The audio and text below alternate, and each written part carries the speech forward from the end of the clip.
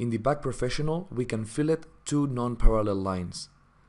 This function will essentially extend or trim the selected lines to join at their meeting point. In this example, we're going to use the Fillet tool to complete an external perimeter for our project that I started creating with the Offset tool.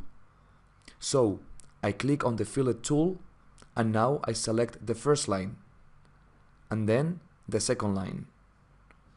Dibac will automatically extend these two lines to meet at this point. Okay, now this fillet can be a little bit trickier.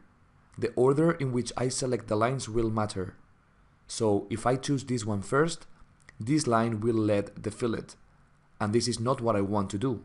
So I click Ctrl Z and select this line instead, and then this line, and we'll achieve a good fillet.